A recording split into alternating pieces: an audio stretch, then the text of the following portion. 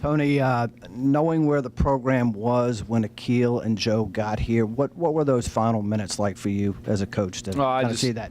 Took a moment to give thanks because I can remember when we had a bigger group, but those guys came in and we just painted a picture to them, and the vision was, come help us turn this program around. I'm starting out. When you're part of turning something around, it's really special. And come, and that was the vision, and that was what Joe remembered when he said, I don't care this year if I'm not getting as many shots, or I'm not gonna, I just want to win. I want to turn this program around. That's why I came, and I'll get my chances later. So for Akil and Joe, and certainly Thomas, but for those guys, very excited for him, very happy. But I said we'll celebrate later. Don't get all caught up in it now. We've got a lot of ball left. But for them to do that and both do the things they did, very thankful.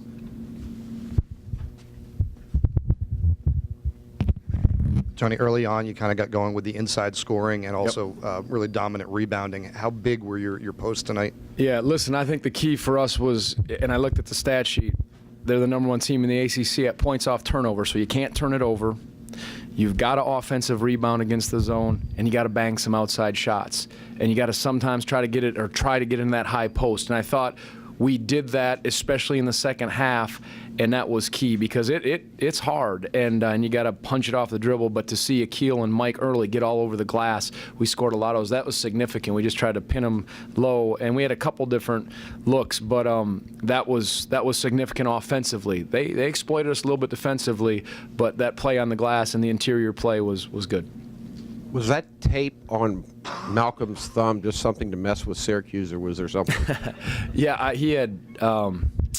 It was the end, I think, the Miami game. He had, or it was earlier. He had sprained his thumb, or had just, I don't know if he sprained or whatever. He had injured it, so he had it on there. So it was legit.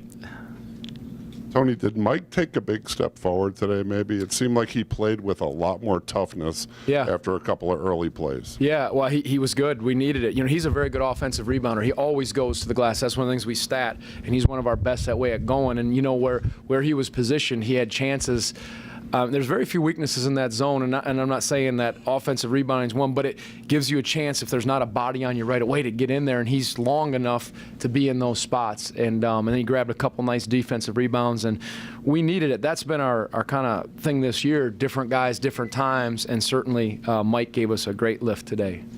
Mark. Tony, it's tied at 42 with 11 minutes to go, and then you guys kind of burst out. It's not the first time you've done that this year, and even recently. What do you owe that to? Why do you think this team has a knack for doing that, especially in the second half? Probably what I'm most pleased with in that situation, we came in and we said, if we're going to have a chance at this, win it with the defense.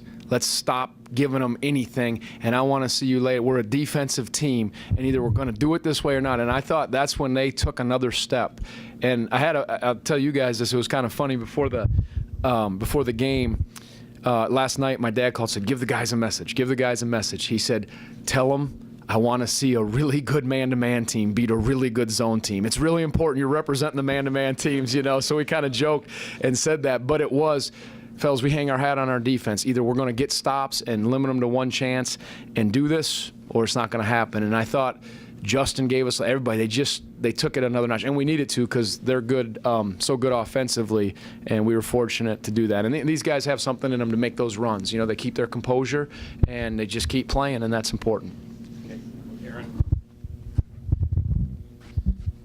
Tony, around this time last year, you beat Duke, had a lot of momentum, and then things we saw Joe get exhausted by the end of the year. I mean, how much more prepared do you feel like you guys are for the stretch run here, and it just kind of loaded for bear, I guess, to take on the challenges? Yeah, I hope so. Again, we said, we went out and cut down the nets, but I said celebrate this, but there's a lot of basketball left, and keep this in perspective. I mean, be thankful for it. We'll celebrate it when the time's right, but this is about us. I said, I'm excited. Now we got a little time to try to get better because we got to tighten some things up, but I think the depth this year, the balance, is what's different. It's not just Joe, as you saw. Malcolm was in the high post, Justin, Mike, different guys at different times, and you need that as physical as the game is. So, I don't take anything for granted. I know you got to be so ready against anybody, but hopefully we'll keep improving.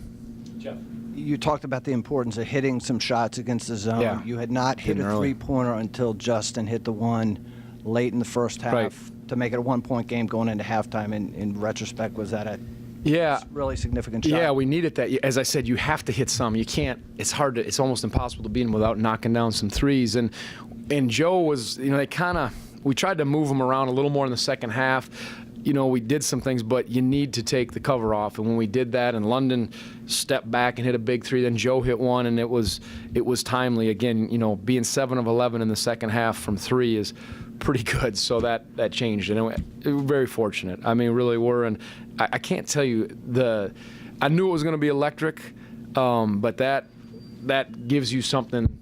That crowd defensively. I mean, it was special how intense it was in there, and the passion you got from it. The last time I heard it that loud, I was at the Taylor Swift concert, and it was. And I remember I sat there, and there's 14,000 teenage girls screaming, and I remember sitting there like, I wonder if we can get it like this for a game. And I'm telling you something, it either rivaled it or surpassed it. Sorry, Taylor, but it was that good, and that's what those moments. I told our guys.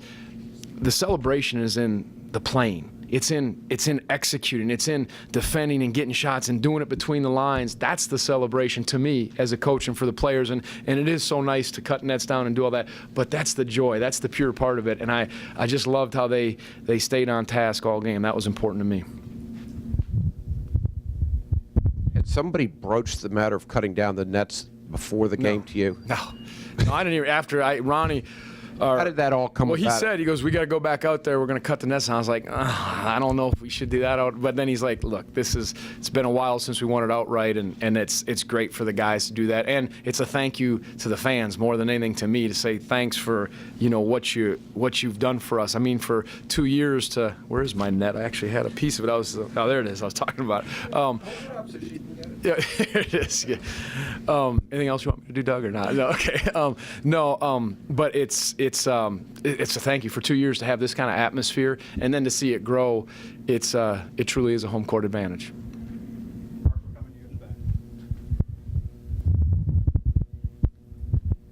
Coach, you talk about that home field advantage, and you've obviously won by double digits in a lot of your ACC games. But are you almost surprised when you get to be 2 minutes to go against the number 4 team in the nation, and you look up and it's pretty much in the bag? Yeah, well, not with 2 minutes. I remember, I just said, not yet. Maybe I was a little stingy on subbing that late, but I said, you're just a team that explosive, you never know. I mean, again, I think some things happened in the second half. They missed some shots. Grant didn't play. That affected them because he's a talent.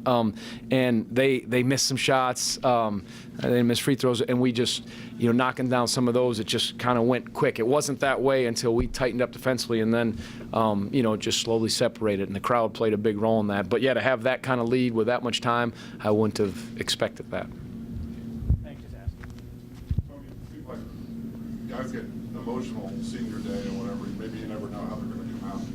Akil came out kind of jacked up, and in the first 6 minutes of the game, he was carrying you guys. Was that for sure kind of refreshing to see that? Yeah, I talked with Joe and Akil after the practice, and I said, listen, I said, don't get goofy on me. I said, your parents can enjoy this. I said, you can take it and you're going to get an unbelievable ovation when they announce your name. I said, but we got a task at hand. And I said, just stay focused. I kind of joked. I said, when the season's over, I said, we'll get a DJ and have a party at my pool. I said, we'll celebrate that way. I said, we're not going to. I said, because you need to be focused. I said, because this team is so good.